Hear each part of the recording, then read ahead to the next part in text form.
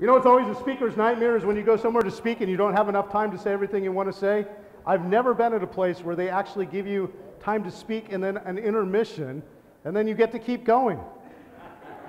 So I don't know if you guys are happy or sad about that, but that's okay. We're going to talk about expedition number 2. I'm giving you a twofer today, okay?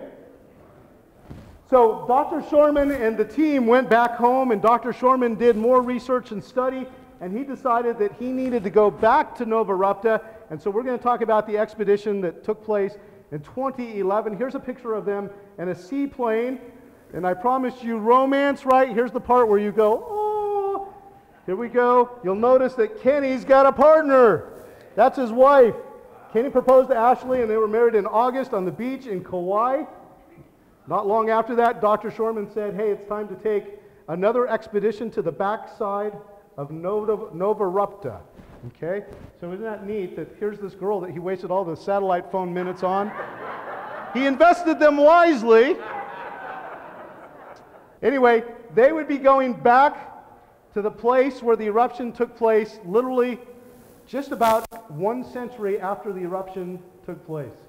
So it was Dr. Shormann's goal on this trip to establish the pattern of creation, flood, ice age, and then modern day eruption. That's really what he wanted to establish on this particular trip.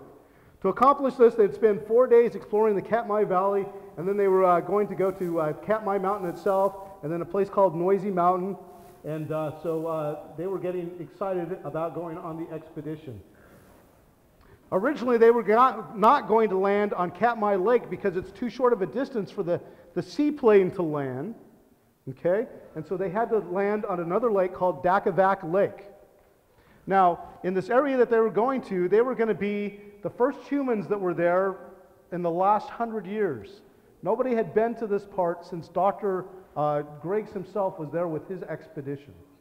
Okay, at the last second, the pilot decided that he was actually going to take a shot at landing at Katmai, even though the lake was too short to land in, and they actually landed and made it out fine. The landing was great, but he said, when I pick you up, I've got to pick you up at Dakavac Lake, not at Katmai Lake, okay?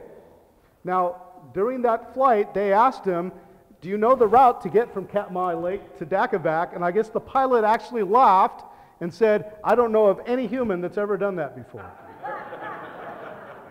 Now, the other thing that was kind of funny is that they had a tracking device that they left with Dr. Shormann's wife, Karen, and he also had a little daughter, Ellie, and basically they were going to track them on a map back home in Texas. Well, the plan was to go to Lake Dakavac to land the plane, but all of a sudden they saw the little blip and realized that they were in Katmai Lake, and they started to wonder if there had been a crash landing or something. Matter of fact, I think, if I've got my story right, that Ellie, the youngest daughter, was kind of wondering if somehow they got eaten by a bear and he had the tracker now and he was wandering around the... Okay, so here they are. They spent their first night at Katmai Lake. Looks like they're jogging. Wow.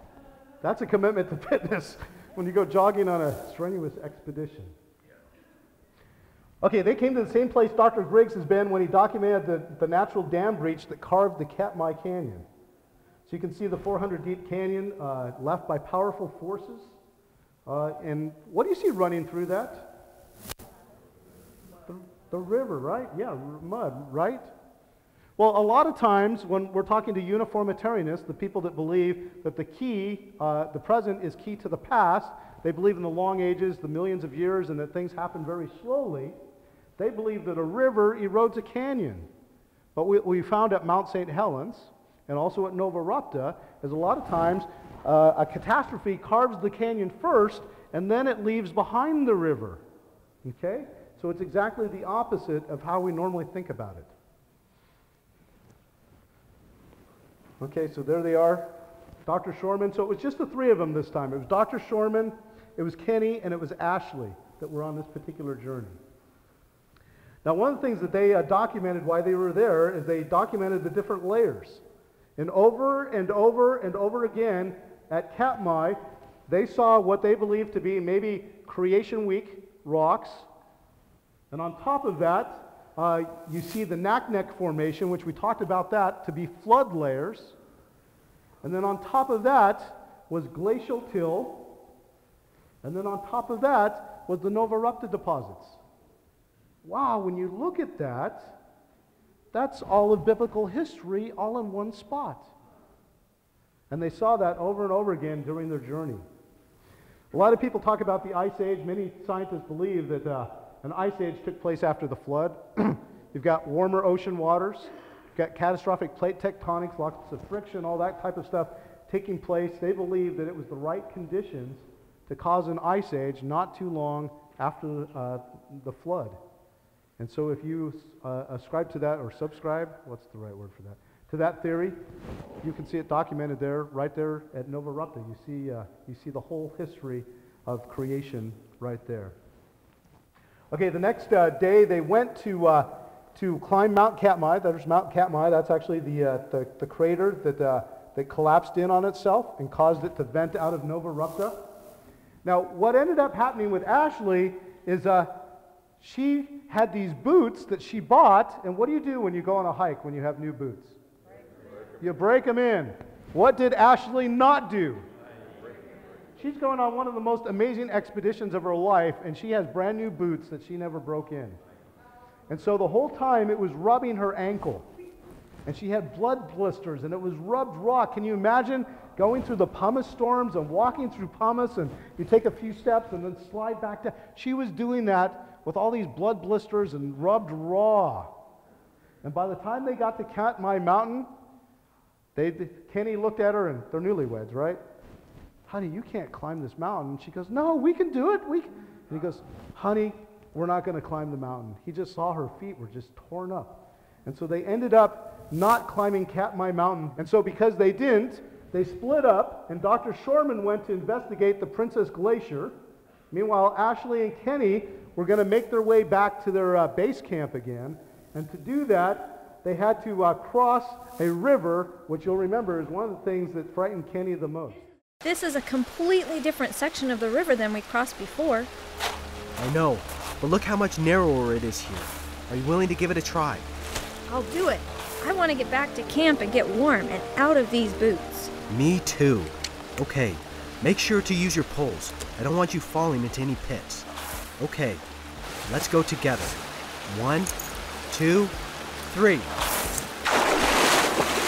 Whoa! Whew. Oh wow, that's really cold. I didn't think it was possible, but somehow it's even colder than last time. Let's get across fast. Okay, Ashley! I'm in above my waist.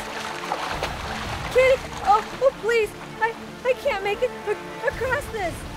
It's so deep, and the current's running too fast. Don't let it wash you downstream. Here, grab my hand. Let's get back to shore. I feel as if the wind knocked out of me. It's hard to breathe. Me too, but come on. We can make it back together. Come on, together. We can do this. Just a little further.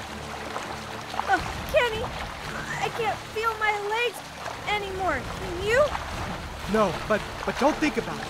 We're almost back to shore. Come on, 3 more steps. 2. Okay, up onto the bank. Oh.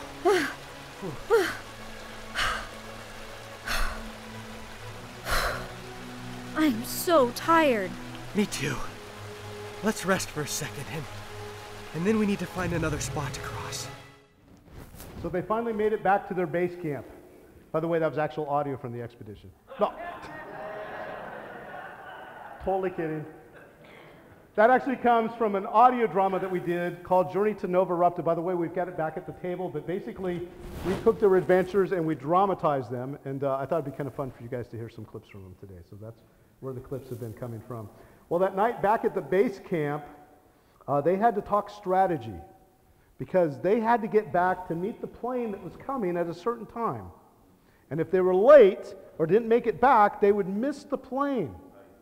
And so the guy would have to come back the next day and the next day. Well, as the story goes, they were starting to run low on supplies. And so they needed to make it to where that plane was. And so they knew they had to get there. Now remember, the pilot told them that nobody had made it from Katmai to Dakavak before, and nobody really knew how, and Dr. Shormann tried to research that, and he really couldn't find any information, and the GPS wasn't giving them much information to know how to make it back to the lake either, so they had a real challenge ahead of them, but they had to make it back to Dakavak Lake. By the way, as they begin to hike early the next morning, here's a picture of Ashley and Kenny. Now, Ashley, by the way, had never been camping in her entire life.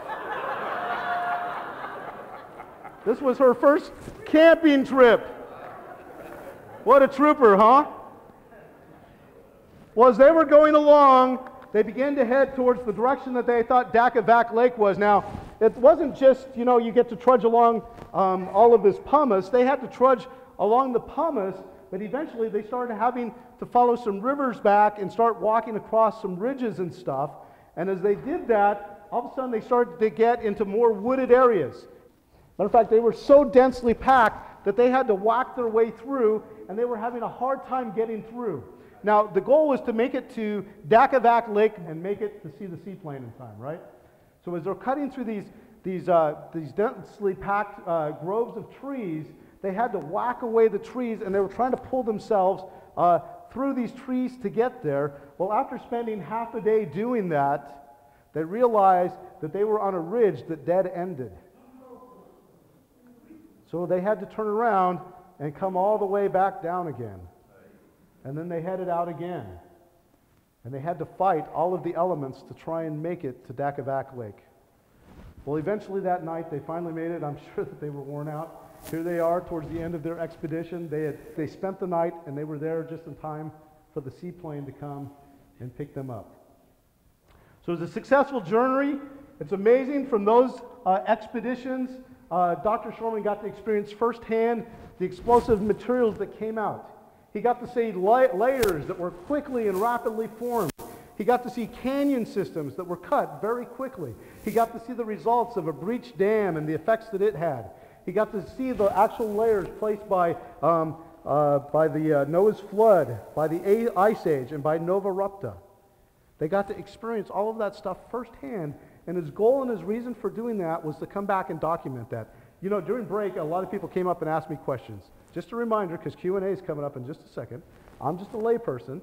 If you start asking me about ignimbrites and HEPI deposits and all that, I'm not going to be able to tell you much. Okay, but what I can tell you is if you go to the ICC website, the International Conference on Creationism, and you type in Dr. Shormann or Novarupta, you'll be able to download an entire technical paper that was peer-reviewed by many scientists where Dr. Shormann put all the data in there that he collected during these expeditions, okay? So during Q&A, if you ask me a technical question, I'm going to remind you about that paper, okay? That's where you can go to check that out.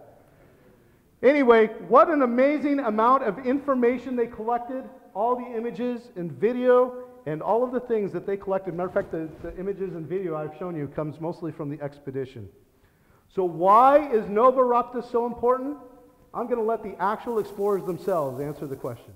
I think if others were to have the same experience as we did in Novarupta, I think that it would strengthen their relationship with God as far as being able to be out in creation and see His power and see that the evidence of what He says really is true, and that just there's something about being out there that I think you put a lot of trust in Him, and it really draws you closer to Him. Yeah, I think after hiking through Novarupta, things that I've learned that'll help me in the future is to have patience and to just trust yourself and trust God and know that He is in control, and that you don't need to worry about the little things, that if you trust that it will all work out and we'll all be okay. I think it's important for Christians to know about Novarupta because it's a great example of the power of God. And we read in Matthew 22:29, Jesus told the Sadducees, He told them they were in error because they did not know Scripture very well and they did not know the power of God. And so, we need to study Scripture, but we also need to study His creation and get to know Him better that way. And so it's just an incredible testimony. The biggest eruption in over 100 years now, And there's just so much power that goes with an event like that, and that could only be possible by a more powerful being in charge of all of that.